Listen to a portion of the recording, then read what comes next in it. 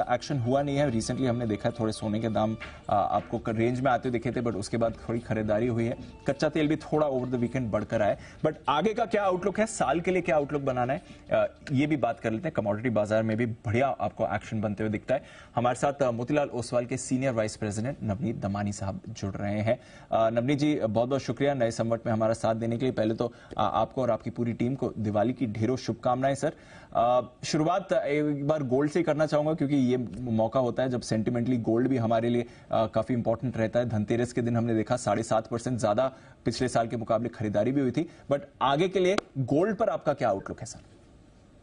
Well Deepanshu, सभी दर्शकों को दिवाली की ढेर सारी शुभकामनाएं। और जैसे कि हमने देखा कि इस साल की शुरुआत अगर कैलेंडर ईयर देखें तो गोल्ड करीब 10% की बढ़त के साथ शुरुआत किया था और ऑलमोस्ट सारे गेन्स इवेपोरेट हो गए थे। बट जो वॉर कंसर्न्स है उसके चलते वापस 8 से 10% की बढ़त इस साल में देखने मिल रही है। अब मेरा मानना यह है कि गोल्ड की जो अगले एक साल की ट्रेजेक्टरी देखा जाए तो बायस थोड़ा सा बुलिश है, but as of now war में थोड़ा सा एक बैकफुट पे है, तो यहाँ से थोड़ा सा करेक्शन या करेक्टिव माहौल बनता हुआ नजर आ रहा है। तो 2 से 3% की अगर गिरावट मिले, यानी अगर 58,500 58,000 के आसपास अगर गोल्ड प्राइसेस आए तो बहुत अच्छा विकल्प रहेगा इन्वेस्ट करने के लिए।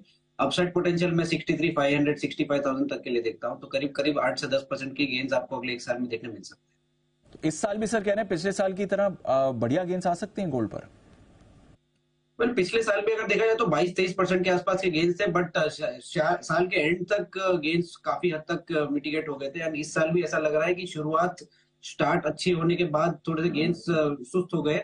मुझे लगता है 2024 में ऐसा रहेगा कि शुरुआत थोड़ी सी ढीली रहेगी, but as we approach the end of 2024 gains बढ़ते हुए रहेंगे, तो आपको बहुत बार बार अपॉर्चुनिटी मिलती रहेगी डिप्स पे बाइंग करने की। ओके, कच्चे तेल पर क्या करना है सर? क्योंकि यहां पर हम काफी वॉलेटिलिटी भी देखी, अभी रिसेंटली अच्छी खासी गिरावट भी आई है। ऑफ कोर्स इसराइल हमास है, रशिया यूक्रेन भी चल ही रहा है। कच्चे तेल में इस साल क्या हो सकता है?